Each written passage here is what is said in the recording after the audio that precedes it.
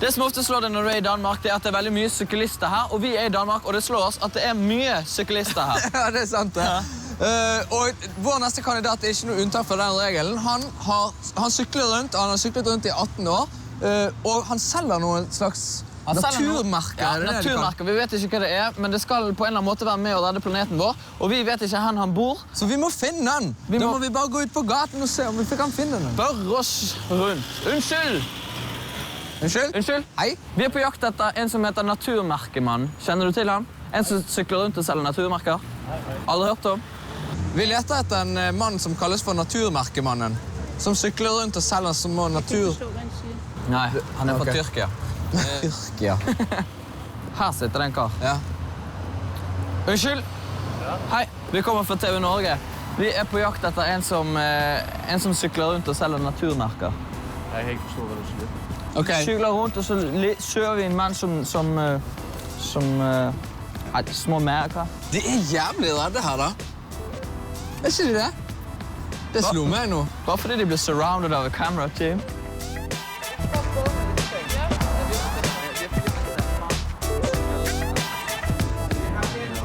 Ja, han bor herhen i nummer 4. 4. Ja. Han bor her borte? Ja, ja. Perfekt. Helt perfekt. Takk for hjelpen. Ok, ha det bra. Daus. Dags. De sier det faen meg også, vet du. Det er det de Det er gjør. ikke bare noe man hører på film. Her har du den. Se her, vet du. Blue bike with the Blue bike. Hallo, hvem er det? Hei, dette er fra TV Norge. Nå, for Norge, det er rigtigt, ja. Ja. Lidt for. Takk, takk. Hei, hei. Hei, hei. God dag. Hei. Bård. Vegard, hei.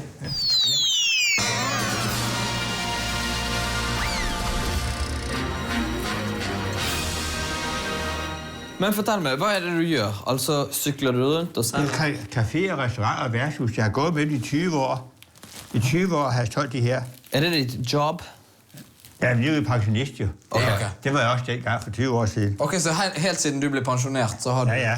syklet Ja. rundt? Hvor mange merker har du solgt? Det kan jeg ikke huske, men det er en del jo. Nu kan du... Det her, det er det sidste nye. Ok. Men kan man bruke disse merkene til Nej, noe? det er ikke frimærker. Det er ikke frimerker. Det er bare at støtte bevare naturen. Ok.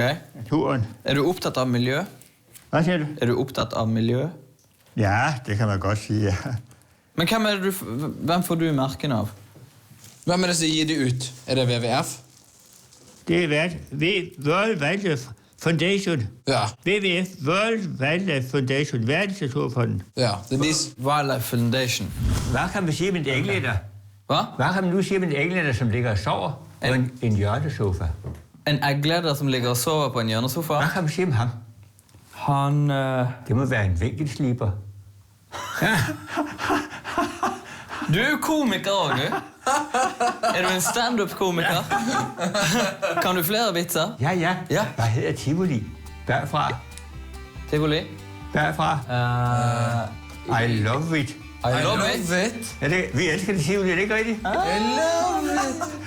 Hvor mange indianer kan der være i et hus træ?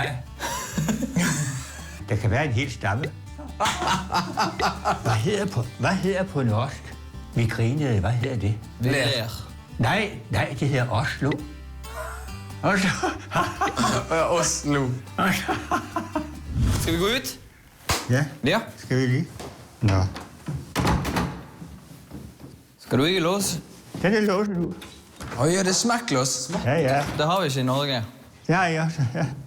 Det er en veldig fin sykkel du har. Ja, fordi jeg kan ikke holde balance på 2 hjul. Det er 85. Jo. Ja. Jeg har jo en cykel med tag. Med... Med tag. Tak. Tak. Tak. Ja, Ja. håndtag. Og ja, håndtag. Kan du læse dansk? Lad os være, kammerater. Tag min hånd og stem så i. Blot et smil, et venligt ord, gamler mere end du tror. Det skal være vores kendingsmelodi. Kan du synge? Ja. Der er ikke mening i...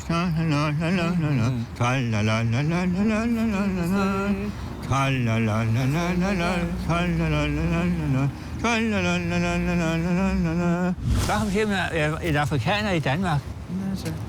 Han har som blommen i æg. Han er omgivet af lutter hvide. Ja, han har det som plommeneggen. Han er omsluttet av hvite. Af lutter hvide. Er det ikke rigtigt?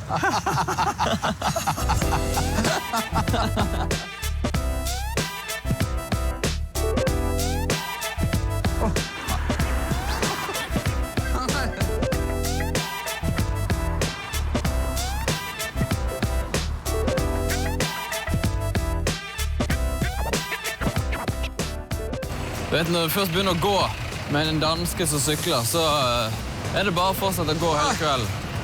Han gir seg ikke, han. Skal vi langt? Nej, ikke dig. Ikke så langt nu her. Nei.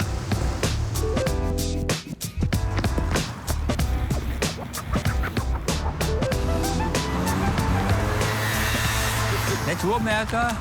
Ellers tak. Ikke noget, nej.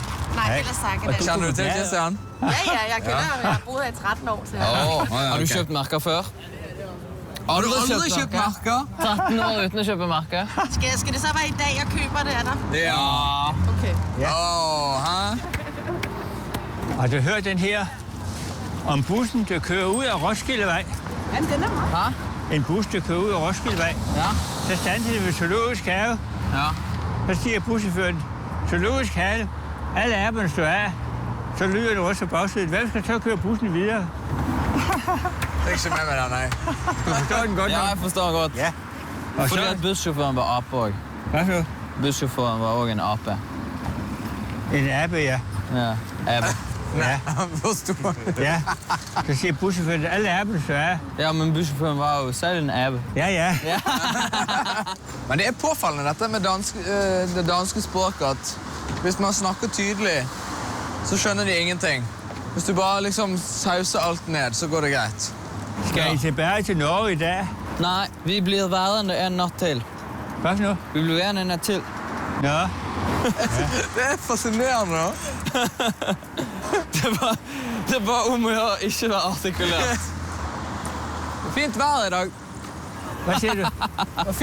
Det var god fint vejr i dag. Ja, Ja. ja, Sånn.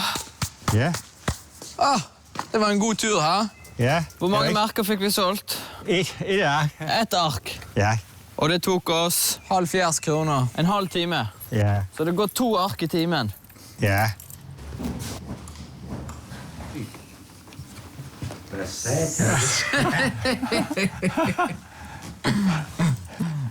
Ja.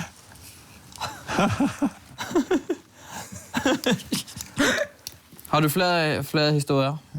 Det tror jeg ikke, jeg har lige nu, sådan. Er du tom? Er du tom for historier? Ja, Da skal vi reise tilbake til Norge. ja, ja. Det kan Takk godt, for at vi fikk møte deg. ja, da. det kan godt huske dem der. Ja, og hvis du kommer på flere historier, så må du ringe til oss. Ja, ja. Ok? Ha det godt. Ja, Ha det tak. bra. Ha det bra. Det var masse styr for å finne fram i dag, masse leting, men det ga jo resultater. Det gjorde det absolutt, men vi fant ikke naturmerkemannen. Vi fant nemlig One-Liner-mannen. Absolutt.